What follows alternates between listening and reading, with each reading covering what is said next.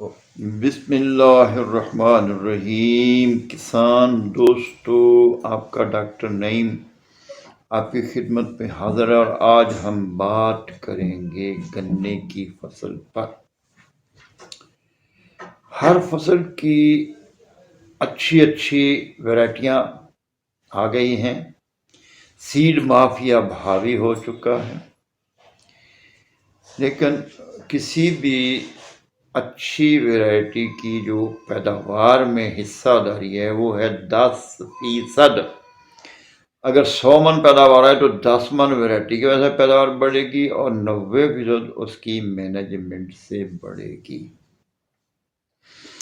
آج ہم نے گنے کی ایک ایسی ویرائٹی پہ ایک ٹرائل کیا ہے، الحمدللہ وہ کامیاب ہے، بہت کامیاب ہے، اور یہ چیز ہم ثابت کریں گے کہ ویرائٹی خود زمیندار کو کچھ نہیں دے سکتی اگر ہم نے اس کی خدمت جو اس کی ضرورت ہے وہ نہ کی تو۔ CP234 آج سے 20 سال پیچھے چلے تو بہت اعلیٰ قسم مانی جاتی تھی۔ شوگر ملز اس ورائٹی پہ قربان ہوتی تھی کیونکہ اس میں شوگر کنٹینٹ بہت زیادہ تھا۔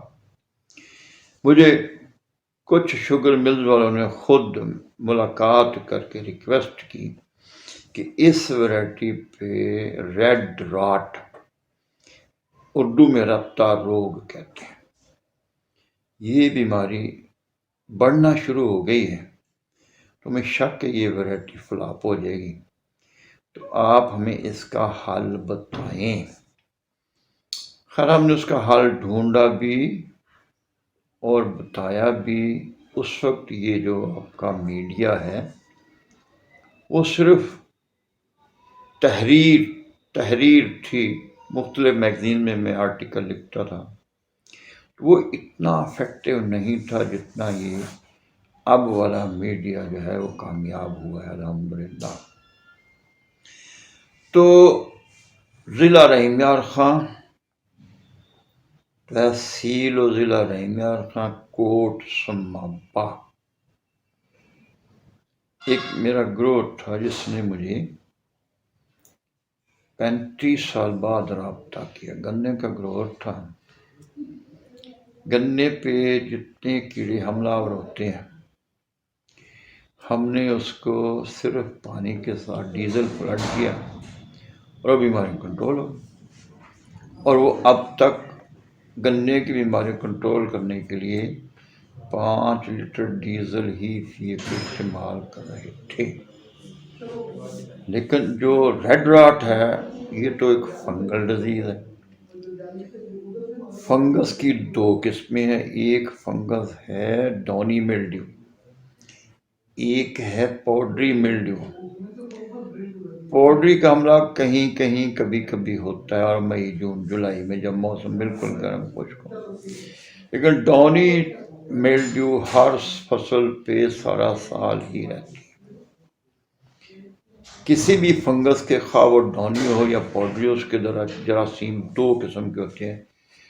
فنگس کے جراثیم کو ہم اناکولم کہتے ہیں، تو ایک اناکولم ہوتا ہے جو ایکٹیو ہوتا ہے، وہ 2% ہوتے ہیں، اور جب کبھی موسم اس کو فیور کرتا ہے تو حملہ کر دیتا ہوں۔ لیکن 98% ہوتا ہے اس کو ہم کہتے ہیں ڈارمنٹ، وہ سویا رہتا ہے۔ جب کبھی اس کو موسم فیور کرتا تو وہ اچانک بیدار ہوتا ہے، اور 98% جب حملہ کرے گا تو وہ وبائی شکل اختیار کر لے گا، اور موسٹلی وہ کنٹرول نہیں ہوتا۔ جب حملہ آور ہو جائے تو آؤٹ آف کنٹرول ہوتا ہے۔ تو یہ جو ریڈ راٹ ہے رفتہ روگ، یہ بھی ڈونی میلڈیو گروپ سے تعلق رکھتا ہے، اور مخصوص اقسام جن میں قوت مدافعت کی کمی ہو جائے وہ اس کا آسان ہدف ہوتی ہیں۔ تو گنے کی یہ ویرائٹی CP234 ریڈ راٹ کی آسان ہدف ہے۔ یہ زمیندار تھوڑا اتنا ایڈوانس نہیں ہے، سیڈ کی کمی ہو گئی تو 100-150 ایکڑ اس کی کاشت تھی، کچھ 30 ایکڑ اس نے اس کی بیج کی کمی کی وجہ سے یہ ویرائٹی کاشت کر دی۔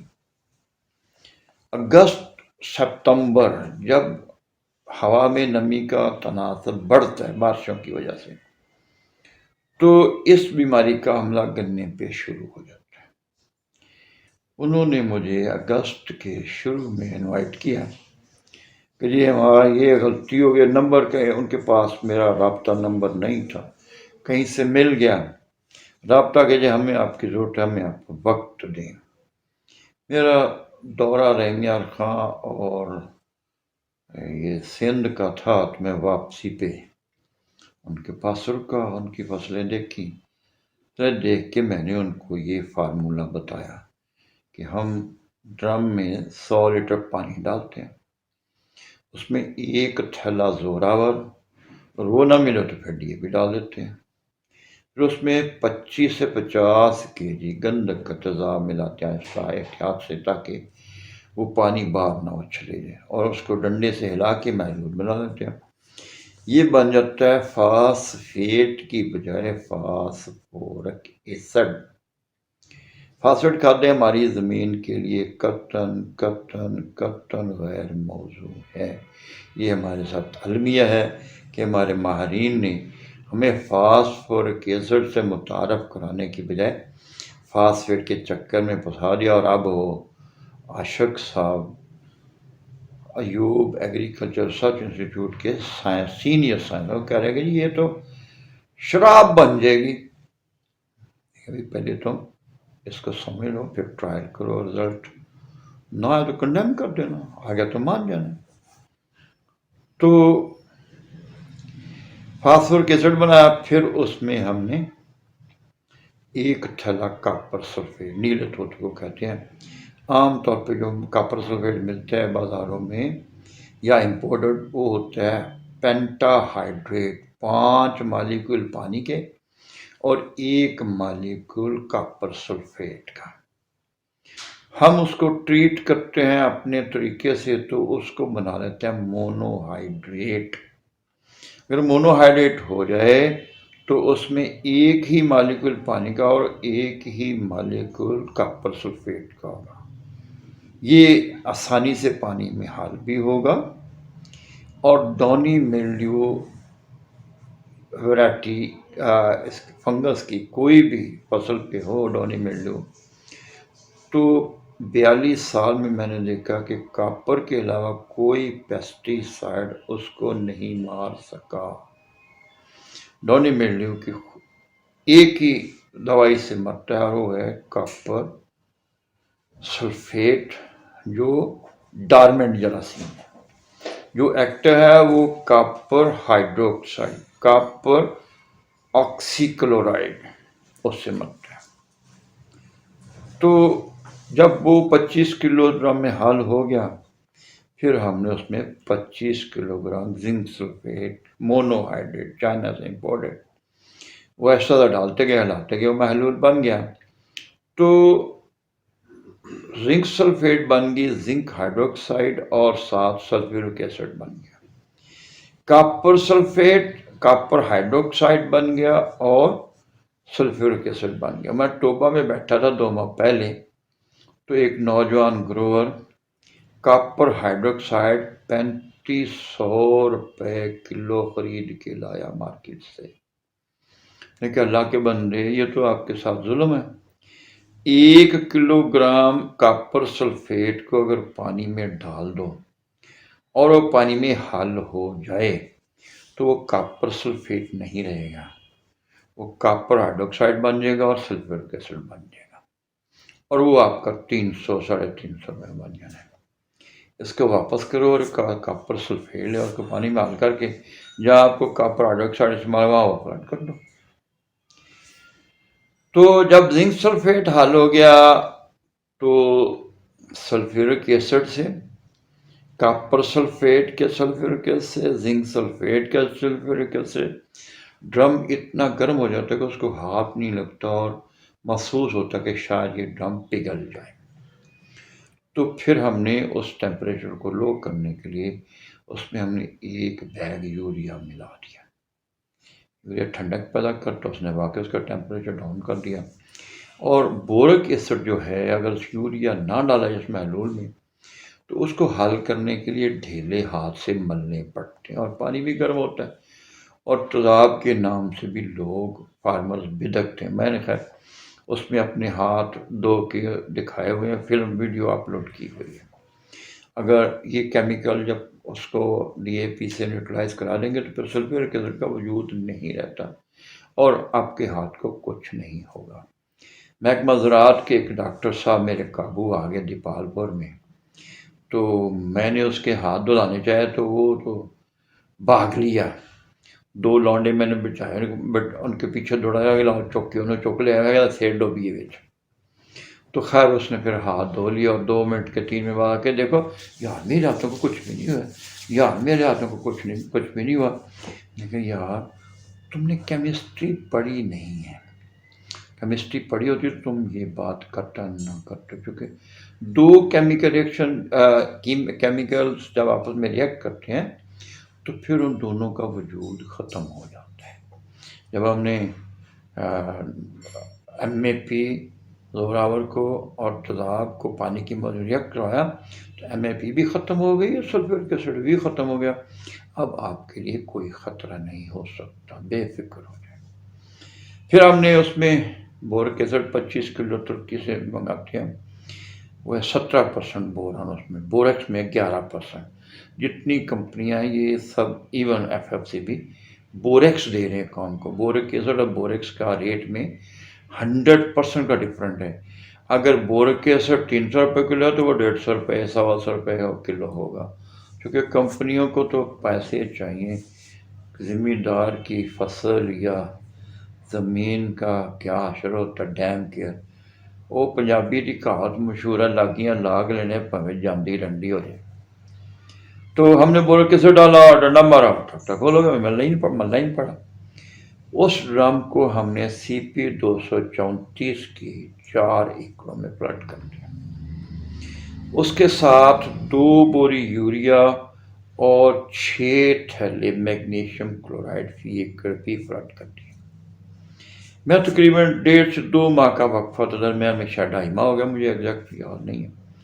میں پرسوں دیکھنے گیا اس گنے کو، تو جو مالک تھا اس نے کہا جی پیلا ہو گیا سی گنا، سی پی 234 جو اس کا ہم نے کیمیکل ڈالا ہے وہ پیلا ہو گیا تھا۔ اصل میں پیلا نہیں، اس کا تھوڑا سا ہلکا ہوا اور ہونا چاہیے۔ جب بھی کوئی پودا بڑھوتری تیز کرتا ہے تو پھر اس کا رنگ تھوڑا سا ہلکا ہے، اور اس کو نائٹروجن اضافی چاہیے۔ حالانکہ 2 بوری یوریا ہم نے دی تھی اور 1 بوری ڈرم میں وہ 4 ایکڑوں میں تقسیم ہو گئی، تو لیکن اس کے جتنے پوگے تھے، چھوٹے سوئے تھے، وہ 2 مہینے میں سارے گندا بن چکے تھے اور پہلے والے گنے سے موٹے تھے۔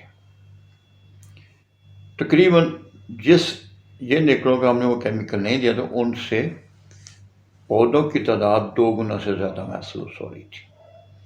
کوئی پتا جلا نہیں پہلے سے لے کے آخر تک، باقی جتنا گنا تھا اس کے آدھے سے زیادہ پتے خشک ہو چکے تھے جل کے، لیکن ان 4 ایکڑوں کا کوئی پتا جلا ہوا نہیں تھا، کسی پتے کی نوک بھی نہیں جلی ہوئی تھی۔ کسی 4 ایکڑوں کسی کونے میں کوئی پودا سوکھتا ہوا نظر نہیں ہے۔ ریڈ راٹ جب حملہ کرتے ہیں ترو تو پودا سوکھنا شروع ہو جاتا ہے اور جڑیں بھی اس کی ختم ہیں، اس کو کھینچو آتے تو گر جاتا ہے، اپروٹ ہو جاتا ہے وہ۔ اور مزیدار بات یہ تھی کہ عام گنے سے اس کی ہائٹ بھی زیادہ تھی، لیکن وہ گرا بھی نہیں ہے، اور اس نے پانی کی کمی بھی محسوس نہیں کی۔ اسی پانی پہ کھڑا تھا جس کے ساتھ ہم نے کیمیکل دیا تھا۔ دوبارہ پانی 2 ماہ گزر گئے، پانی بھی جب پانی کی کمی بھی نہیں ہو رہی، پیل ہو رہی تھی، پتے بھی نہیں سوکھے تھے، گرا بھی نہیں ہے، پوگے سارے گنا بن گئے تھے۔ تو اس صورت میں جو گنا گرے گا اس کا وزن زیادہ نکلتا، 3 گنا زیادہ نکلتا گرے ہوئے گنے کی نسبت، اور وہ پوگے گنا کاٹنے والوں نے گنے کے آگوں میں رکھ کے لے جانے تھے، تو زمیندار کو کچھ نہیں ملنا تھا۔ وہ گنے بن گیا، وہ پیداوار کا حصہ بن گیا۔ ایک اور بیماری گنے پہ میں نے دیکھی تھی، وہ ہے اس کو ٹاپ برننگ، گنے کا اوپر سے آگ جل جاتا ہے۔ تو وہ بھی میں نے ان ایکڑوں میں جہاں یہ میں نے کیمیکل دیا تھا وہ بیماری بھی میں نے نہیں دیکھی۔ تو اب شوگر ملز والے آئے، جمال الدین والے، دیکھا، انہوں نے کہا جی ہم نے CP 234 لگایا تھا تو اس کی پیداوار صحیح نہیں نکلی، ہم نے بھی اس کو ختم کر لیا اور آپ بھی ختم کر دیں۔ شوگر ملز کو میرا پیغام ہے کہ ہر وہ ویرائٹی جو آپ کے قابو سے باہر ہو، اگر ہماری اسسٹنس لے لیں تو ہم انشاءاللہ وہ ویرائٹی ان کو کامیاب کر کے دیں گے۔ جو فارمولا ہم بتائیں گے پھر اس کو آپ کو فالو کرنا ہوگا، ذمہ دار سے بھی فالو کروائیں۔ جو اچھی سے اچھی ویرائٹی ہے، جو اچھی سے اچھی بھینس ہے، اچھی سے اچھی گائے ہیں، اچھے سے اچھا انسان ہے، ان پہ خطرناک بیماریاں حملہ آور ہوتی ہیں۔ ہم ان جنرل دیکھیں، کوئی فروٹ ہے، کوئی سبزی ہے، جو چیز دیکھیں سب سے اچھی کو ہاتھ ڈالتے ہیں، جو ہلکی والی ہے اس کو بعد میں دیکھیں گے، اگر نہ ملا تو پھر استعمالی تو اچھی والی، جیسے بیماری بھی جو ہے، کیڑا بھی جو ہے، وہ پہلے دیکھتا ہے کہ اچھی فصل، اس میں کھانے کو غذا زیادہ اس کو ملتی ہے، اس لیے اس پہ حملہ کرتا ہے۔ اسی طرح ایک اور کیڑا ہے گنے کا، وہ پتے کی بغل میں چھپتا ہے، اس کو بلیک بگ کہتے ہیں، سکنگ پیسٹ ہے، وہ بھی پودے گنے کی پیداوار بہت زیادہ کم کرتا ہے۔ تو اس کلیے نے اس کو بھی روک لیا ہے۔ میں جتنے پتے چھیلے، غلطی سے میں اس کی ویڈیو نہیں بنا سکا، لیکن اس میں کسی پتے میں میں نے اس کو نہیں دیکھا، باقی ورائٹیوں پہ جہاں وہ کیمیکل نہیں تھا اسی ورائٹی میں وہاں وہ میں نے کیڑا دیکھا تھا۔ تو ابھی اس کی اس ہمارے ویلاگ کے ساتھ ویڈیو بھی اٹیچ کریں گے، اور سے دیکھیے گا، بار بار دیکھیے گا، تو آپ کے ذہن میں جو بھی سوال ابھرے اس کو پوچھنا ضرور ہے۔ ان آنسرڈ سوال نہیں رہنا چاہیے، آپ اس کا آنسر ضرور پوچھیں، اور انشاءاللہ ہم آپ کو تسلی بخش جواب دیں گے، اگر نہ دے سکیں تو آپ سے معافی مانگیں گے۔